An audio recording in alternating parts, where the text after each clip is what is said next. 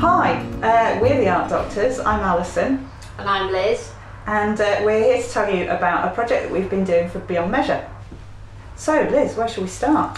Why don't we start with who we are? Yes, that's number one on our list, isn't it? Yes. Point at it with the flashy stick. There it is. The so Art we Doctors. are the Art Doctors.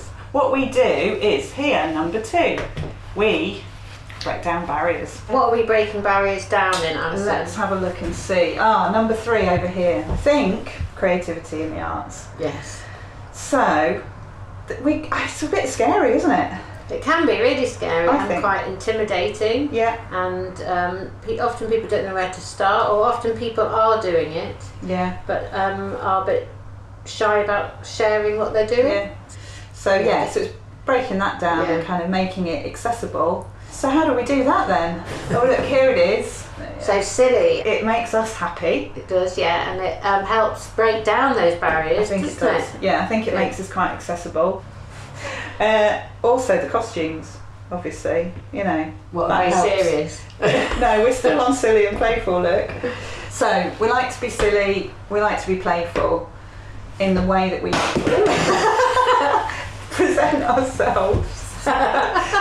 Yeah, everything, you know, it's all... Let's just slide that back on, yeah, it's shall all we? very professionally done. So, Yeah, there we go. an element of professionalism at all times.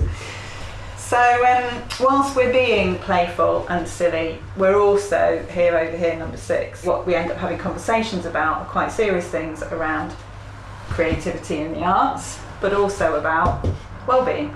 Yes, well, I think the creativity of the arts can make us feel connected in the world and can make us feel good. That's where we are and what we are and who we are as art doctors. So we should talk a bit about what we're doing for Beyond Measure!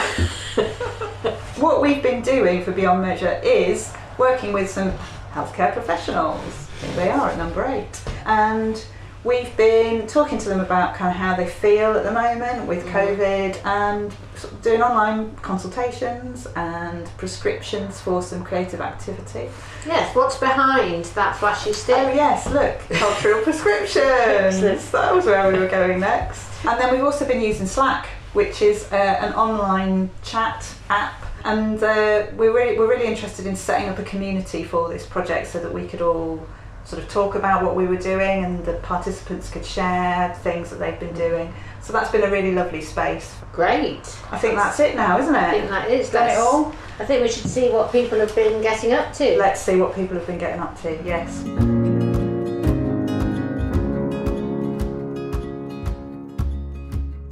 It does feel like it's just been one damn thing after another. And just thinking about, you know, my own mental health around all of this, you just kind of feel a bit overwhelmed. You just kind of get decision fatigue, and that's besides dealing with the day job, you know, the patients. And so if we're talking about an outlet, the downtime becomes very precious. I think it's very much been up and down at the moment, especially due to the coronavirus and being at home. I'm definitely someone who benefits from being around a team a little bit more and doing things like that, but I am finding that today is an okay day, but it's very much up and down. I have a room. I'm very lucky. I live near a park. I make sure I go out for a run every morning. So I'm constantly reminding myself I've got a lot to be grateful for. But of course, occasionally I have a dip, just like anybody. It's difficult in a job like yours, isn't it? Because you are aware of how difficult other people are having it. So I shouldn't really complain or anything, but everybody has to be looked after. That is, you know, going to be a weight for you. So I enjoy drawing and painting. I did that quite a lot over lockdown, actually. Within drawing and painting, I'm very much someone who draws and paints like a picture or a photograph, or very much like I will copy. I absolutely love walking, and I think that that's something that has really helped me. I've tried mindfulness and things like that, which is something that I really enjoy. But as far as that's about as far as it goes, really. And I would be interested in looking at something new. When I was at school, I did art at GCSE and I wasn't very good at it, but I did really enjoy it. The thing I enjoy doing most is texting people and WhatsApp. I spend inordinate amounts of time composing little poems, and I did a haiku once on a WhatsApp message. And I mean, I've written a script once for a film years ago, and I really enjoyed that process. I mean, I suppose it might give me a bit of a kick to do something more arty, because I love art. I love going to see it. Are there things that you've seen that you thought, oh, I'd like that? That's something I'd like to have a go at. I quite like doing something a bit messier with paint and colours and things.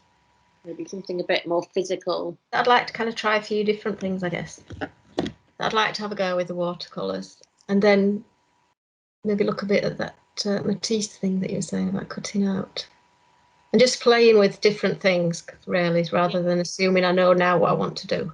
If you want something that's a little bit more of a challenge, I think if we do something that's a bit sculptural, so I think if you can get some paper that's different colours and different sizes, and then some tape, and then sort of play a bit. Try not to think about what it's going to be at the end.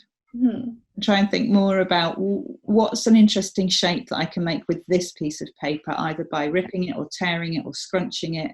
The things that you could do is, when you're out walking, collect some things, which you could then think about making into something. That's just given me a bit of inspiration. I think I'm really interested in making an autumn wreath, but that might be something that I could maybe do, start to collect things to get a bit of an idea of an autumny, Christmassy wreath. Each person involved in this project, people want quite different things or need quite different things, and it's about that thing of how creativity can unlock things or just take us away somewhere else to do something, or become absorbed in something.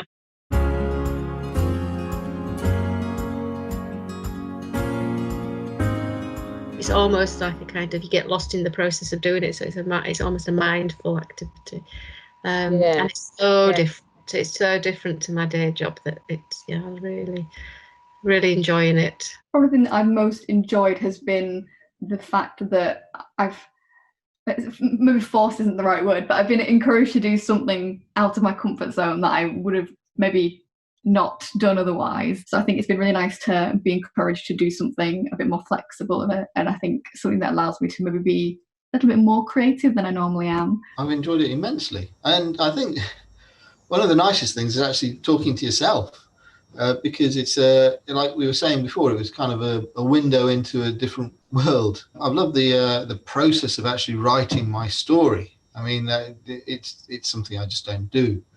And I'd like to do more of it. We're only able to go out and get essentials, so like as part of the activity I wanted to go shopping and pick things, but I've not really been able to do that because of the situation in Barnsley. The only thing I've really managed to collect so far is some acorns, which I want to spray paint, but my local woods doesn't seem to have any pine cones or anything like that, which is what I'm trying to find. It's interesting that it hasn't put you off. No, I definitely want to keep doing it, and maybe instead of it being an autumn wreath, I've just shifted to it being more of a Christmas wreath because I think it'll be closer to Christmas. When I was doing the paper sculpture, it was just I'd got these materials and then was going to see what I would make of it. Not knowing what it was going to turn out like was something that, as much as it was enjoyable, was also anxiety inducing. I was able to kind of recognise that I was both feeling nervous and I was enjoying it. And that's fine, right? I recognise this, but it's not going to be an influence on whether I continue making this or not. We kind of made some really nice connections with that feeling when one of the times we spoke about how that was quite similar to what we're all living with now in COVID, that kind of coping with the uncertainty and the idea that we don't really know how things are going to turn out at the moment, and that's quite anxiety inducing. Maybe through creative things we can learn and feel a bit more comfortable in spaces where uncertainty is part of it. I mean, it's natural that I would go to words. I mean, that's my stock in trade, really. It's I hear stories at a rate of 10, one every 10 minutes. So that's all I do. My story is about a doctor who meets a patient, and the patient tells him that he's built a machine out of parts he's found out the back of a radiology department in a skip. And this machine allows people to travel in space and time when they're stressed. The title of my story was going to be I think it was something like, what have you done to me, said the doctor to the patient. And it's this idea that the patient has taught the doctor or given the doctor a whole host of, a superpower. And it just made me think that actually, I learn a lot from the patients, and they teach me stuff. I felt as though there wasn't too much pressure. If not, I'd have been a bit worried to come today and thinking, like I've only got some acorns, but then it shouldn't be like that. It should be the case of, this is what I've got, so that it's something that you want to continue to pursue. It's not something that kind of takes over your life, which is brilliant. Some art things, and which is things maybe why I've been put off, because you think it needs all of the time, but actually this is just something which is just part of my day anyway. I went on from that to take a photograph, something that I happened to have previously painted, and then I thought I'll repaint it, but in a way that's a bit more abstract, not completely abstract, but a bit less realistic. So I ended up doing a kind of a version of the photograph using brighter colours and quite a lot less detail. And I've really enjoyed the little community you've set up, on Slack. So talking to people. I mean, I've never met anyone on there, but it's just nice hearing their stories. I think it was very obvious right from the outset that it was a very safe and welcoming group, and that everybody was willing to share their own things that they've been working on, and to have very nice open warm discussions about things. Then I was like, right, okay, I'll share what I've done. And obviously everybody was very lovely and very kind, and it was very, very sweet, and so I felt very comfortable in showing more things. I'm really liking the London drawing group, and it's a nice playful kind of approach that they have anyway. And I love the things they do, like close your eyes and do it, with the witches one I did. Like you were saying, you thought maybe you do more messy stuff, but I think that is messy stuff. And that thing about not being afraid of failing, or not being afraid of a blank piece of paper, or just putting something down. And these things sort of make weird connections in your brain when you're not looking. So you just walk away, and then again, your subconscious does the rest. I've gotten used to something. I've gotten the tools in something that's going to help my mental health and well-being in the future. I know that you're interested in this in your studies as well. And do you think that's something that you might take into that sort of work sphere as well? When you experience this kind of thing for yourself, the idea of social prescribing and the role that has in health and well-being, I think that's definitely something I'd be interested in. So that's what my story's about. But I think what it's really about is what is important in life and what gets us through testing times like we're going through right now. And that's community and connection and communication. I mean, we're going through this horrible trauma at the moment, and the opposite of trauma is communication. That can sometimes be the hardest thing to do or create for yourself. And I think, like you say, often you can only do that when you connect with someone else, and something happens in that connection and communication that sort of lifts or allows you to go somewhere different, I think. Do you feel like, I'm going to kind of do this every week? Yeah, I'm definitely going to continue. And I like my work, but there's a lot of reading, thinking, synthesising, analysing, producing, writing. So it's very liberating just to do something that's completely not about that, and it's just for you.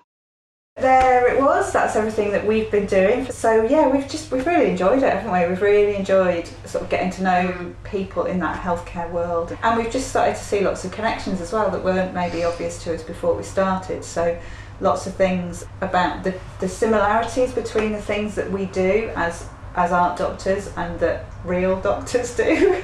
And a lot of that's around listening, really, isn't it? Listening and people being heard and telling their stories. And yeah, I think it really pointed out how we need people to listen to us. Yeah. And that is part of the creative process often as well, isn't it? Of just sounding out ideas, and when you say them, then they start to have a life of their own, don't they? So hopefully we'll continue having that conversation with you online somewhere, And we just wanted to say thank you to all the people who have participated and who've just sort of given so much to it, and we hope they've enjoyed it as well. Right, Okay, bye. thanks, bye.